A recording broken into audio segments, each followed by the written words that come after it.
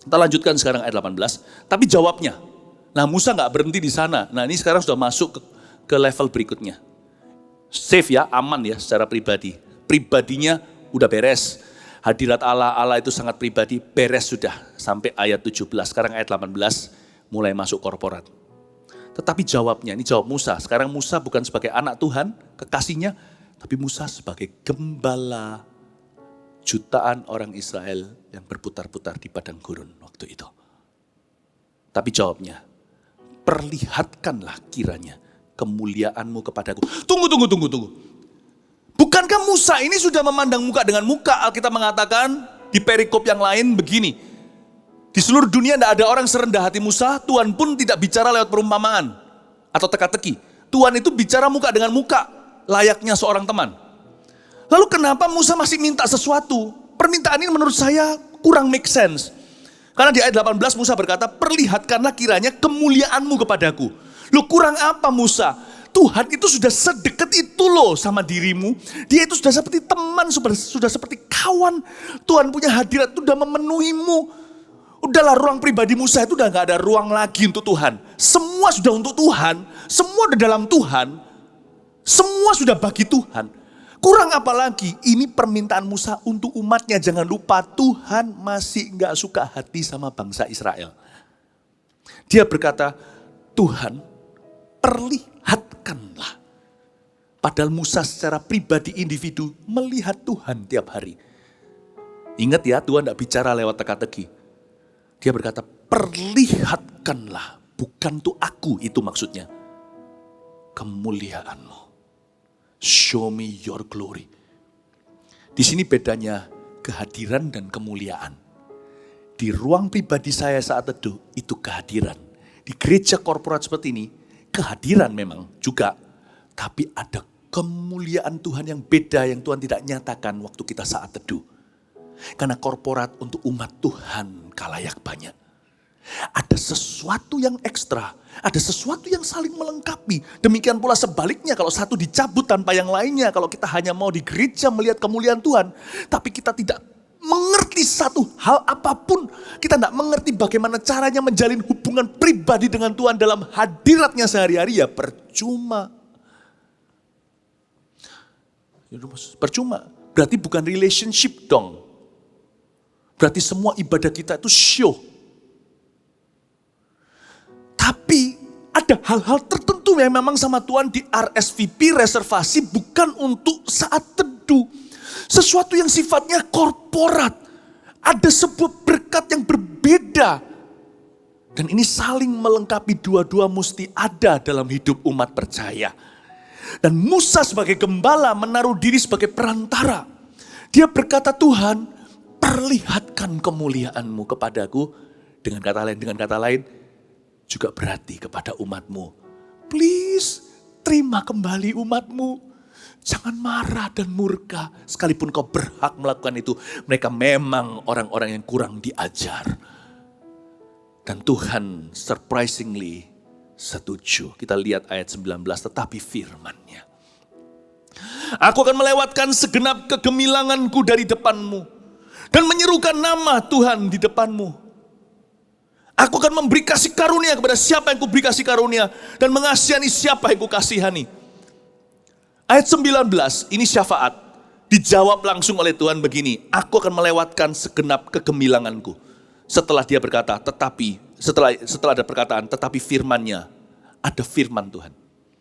Ada firman-firman Tuhan waktu kita di gereja yang tidak dalam porsi kita terima saat teduh. Demikian pula sebaliknya, tidak bisa di-compare ya. Tapi intinya, tetapi firman-Nya, aku akan melewatkan segenap kegemilanganku dari depanmu. Dari umatku maksudnya. Musa tidak minta ini untuk coba-coba.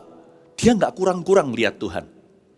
Tapi Musa minta ini dengan sebuah tujuan yang pasti. Dia bersyafaat untuk umat yang dia pimpin, untuk Tuhan. Dia berkata, lalu Alkitab berkata, tetapi firman-Nya. Jadi ada firman yang untuk Musa secara pribadi, ada firman yang akan mengubah kehidupan bangsa lewat sebuah umatnya. Dan ini firman diberikan Musa langsung setelah Musa meminta agar umatnya diberi kesempatan kedua untuk melihat kemuliaannya. Aku akan melewatkan segenap kegemilanganku. Ada kata aku melewatkan itu bukan melewati. Kalau kita dilewati, nah itu celaka. Dilewatkan oleh Tuhan. Aku akan melewatkan itu, Tuhan bergerak. Ada firman-firman yang Tuhan gerakkan sebuah umat. Dan firman-firman itu menghasilkan kegerakan-kegerakan Tuhan. Dan itu yang disebut dengan fungsi gereja. Umatku yang percaya kepadaku, yang mengenal Allahnya, akan tetap kuat dan bertindak. Kata bertindak itu movement. Move with God, bergerak dengan Tuhan. Aku akan melewatkan segenap kegemilanganku. There will be a movement. Akan terjadi sebuah kegerakan ilahi. Lalu Tuhan berkata, dan aku akan menyerukan nama Tuhan di depanmu. Akan ada seruan yang akan terdengar sampai ke bangsa-bangsa. Karena umat Tuhan itu, selain kegerakan, akan ada proklamasi dan deklarasi saudara, nama Tuhan akan dimasyurkan. Katakan amin. Aku akan memberi kasih karunia kepada siapa yang kuberi kasih karunia, dan mengasihani siapa yang kasihani. Disinilah limitnya Musa, inilah batasnya. Dia berkata, jangan minta lebih dari ini dulu. Ya kan? Waktu itu Tuhan mau supaya umat Israel mengalami terlebih dahulu disiplin-disiplinnya. Jadi Tuhan berkata, nanti ya, aku yang tentukan siapa di antara umat itu menerima kasih karunia, siapa yang akan kukasihani. Dan Tuhan juga tidak mau Musa besar kepala. Dia berkata, aku tetap daulat. Karena saking dekatnya, Tuhan harus ingatkan. Kadang-kadang ayah dan anak juga sama. Saya dengan putra saya, dengan putri saya sama-sama. Saya dengan anak-anak saya, waktu masih kecil mereka gelut-gelut dengan saya. Tapi ada waktunya saya set the boundary. Ada masa-masa tertentu untuk memberi rasa aman pada mereka. Dan untuk mendidik sesuatu dalam kehidupan mereka, saya memberikan kepada mereka batasan yang jelas dan berkata, hey, I'm still your father. Aku ayahmu, kamu anak. Aku di atas, kamu di bawah. Kadang-kadang saya tidak perlu menjawab alasannya. Kenapa? Saya jawab, because I'm your dad. Lain cerita dengan ayah yang gak pernah cerita, gak pernah didik, gak pernah impartasi value atau nilai-nilai sedikit-sedikit. Pokoknya karena papa mengatakan, final. Yang begitu membangkitkan amarah di dada anaknya. Tapi kalau ayah yang dekat, yang bercerita, yang menjelaskan, yang menjawab pertanyaan, ada waktunya kita set boundary. Sorry, I'm not your buddy. I'm your daddy. Disinilah Tuhan set boundary dengan Musa. Karena itu kita tidak boleh menyembah hamba Tuhan. Dia berkata seperti ini, aku akan memberi kasih karunia kepada siapa aku beri kasih karunia, you cannot control that. I am your daddy. Wow, Tuhan bukan marah, Tuhan mendidik Musa. Hadirat Allah itu sangat educating. Kita masuk hadirat Tuhan dengan hati salah itu keluar itu posisinya benar semua. I love it. Itu juga harus fungsi gereja. Setiap kali kita masuk gereja, amburadul gak keruan, tumpang tindih, putar balik, atas jadi bawah-bawah, jadi atas, kiri jadi kanan, kanan jadi kiri. Gak bisa membedakan. Orang masuk ke sini prioritas hidupnya gak keruan. Masuk ke sini keluar, langsung tahu posisi. Tuhan di atas, dia di bawah. I love it. That's what I love about church. And that's what I miss about church tuh. Makanya saya harap, saya berdoa, segera kita akan bisa berjumpa in person lagi seperti dulu. Seluruh dunia pasti mengharapkan segala sesuatu kembali normal. Saya tidak mengharapkan semua menjadi normal. Saya mengharapkan semua menjadi luar biasa. Karena kalau Tuhan campur tangan, akan terjadi kebangunan rohani. Kasih tepuk tangan untuk Tuhan Yesus. Ayat 20. This is about church ya. Lagi firman-Nya, engkau tidak tahan memandang wajahku sebab tidak ada orang yang memandang aku dapat hidup. Itu Tuhan beritahu sama dia sekali lagi. Padahal Musa itu lihat wajah Tuhan. Tapi Tuhan berkata kali ini, kalau kamu kira kamu tahu semua wajahku. Wajahku cuma satu. Tapi kedalamannya kamu tidak kenal semuanya. Musa, kamu tetap adalah daging dan darah. Dia berkata, tetap kamu harus tahu. Permintaanmu ku beri. Bukan karena Musa, tapi karena Tuhan murah hati. Jadi Musa tahu diri. Musa dengar aja, saya bisa bayangin Musa diam aja dengar waktu Tuhan ngomong gini. Berfirmanlah Tuhan ayat 21. Ada suatu tempat dekatku, di mana engkau dapat berdiri di atas gunung batu. Saya suka sekali. Ayat 21 ini bisa diartikan langsung pertama-tama tentang Yesus. Ada sebuah tempat di dekat Allah di mana engkau dapat berdiri di atas gunung batu. Yesuslah gunung batu karang yang teguh. Ya, ayat ini bicara tentang Yesuslah covering kita. Dialah tempat aman kita, kubu pertahanan. Tapi saya juga mau bicara tentang gereja. Karena tidak lama lagi tentunya kita bisa kembali lagi resume worshiping in the normal way. Ada suatu tempat dekatku, itulah church. Gereja bukanlah hadirat Allah, gereja harus mengundang hadirat Tuhan. Gereja adalah bait suci, tapi hadirat Allah terpisah dari entity, dari identitas bait itu sendiri. Kita harus mempersiapkan, Daud mempersiapkan bahan bangunan, Salomo membangunnya. Tapi Tuhan hadir sehingga para imam tidak bisa masuk menyelenggarakan ibadah. Jadi hadirat Tuhan itu terpisah. He's on a league. Dia punya league. He's a league. He's not on our league. He's on his own league. Di atas kita semuanya dia tidak bisa disamakan. Oke?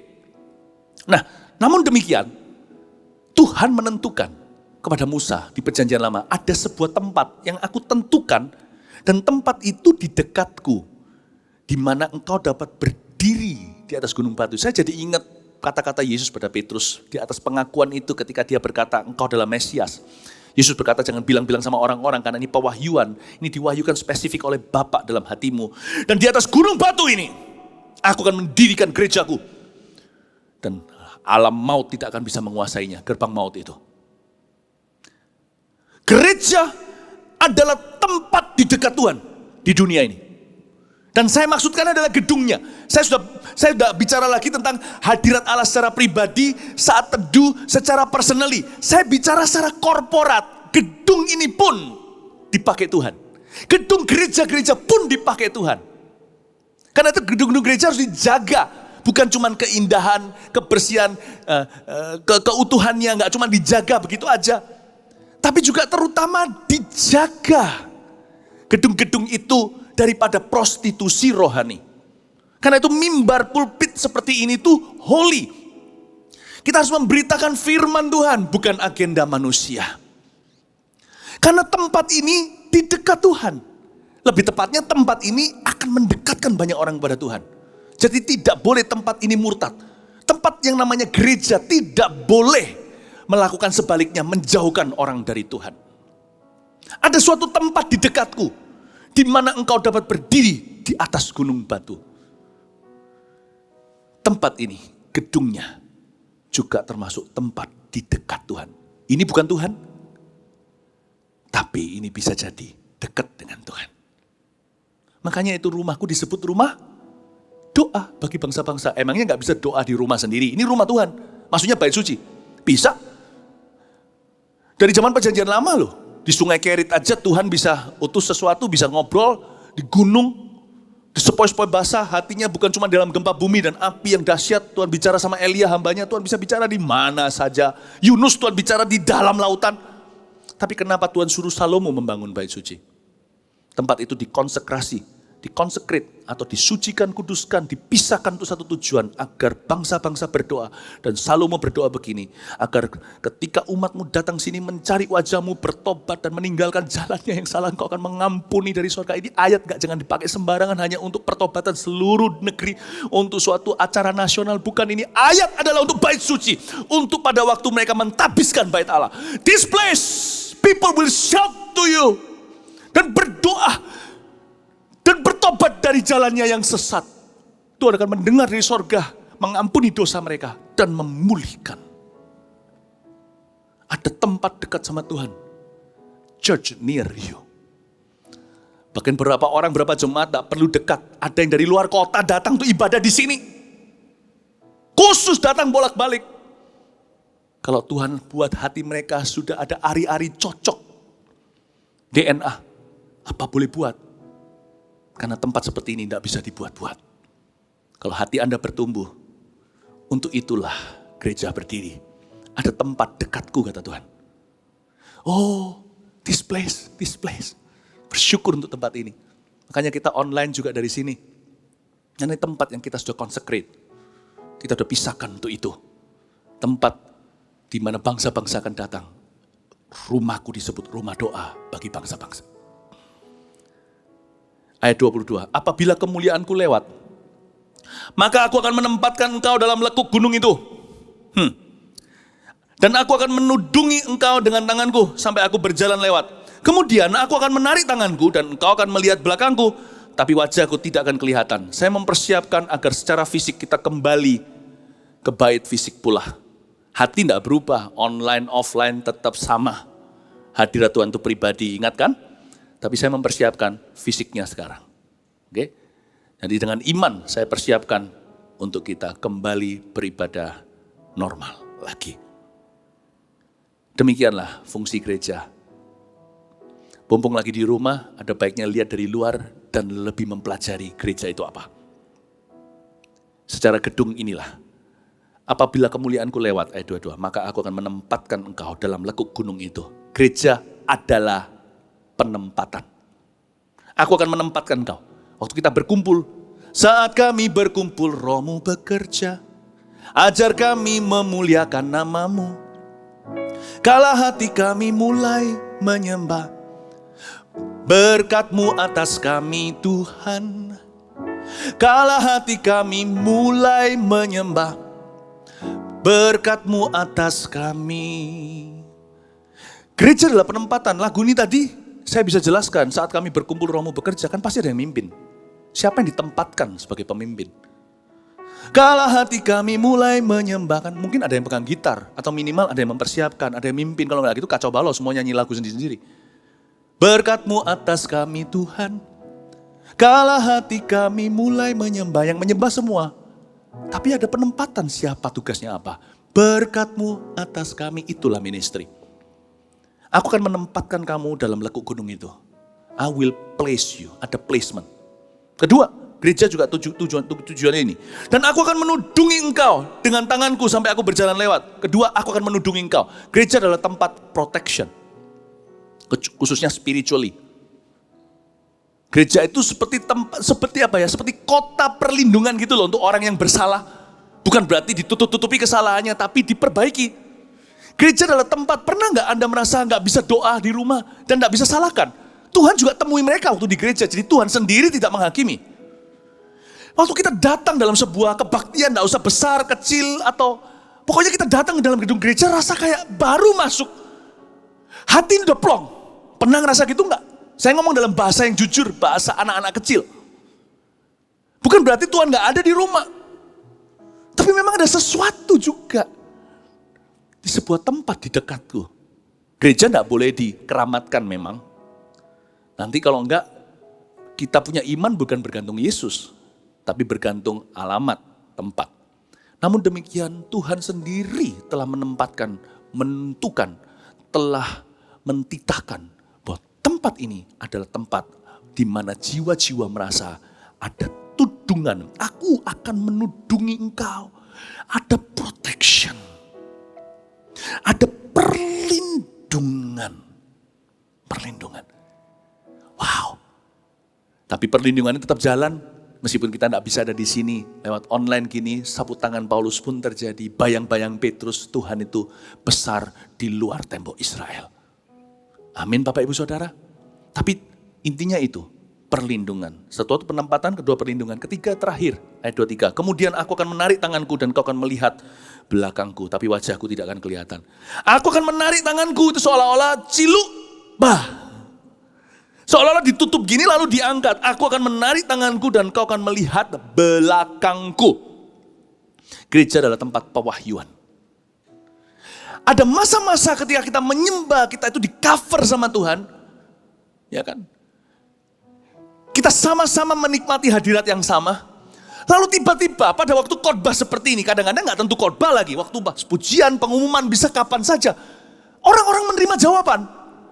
Nah klepnya ini buka tutupnya beda waktu kadang-kadang, karena setiap orang punya waktu sendiri dengan Tuhan, namanya kairos.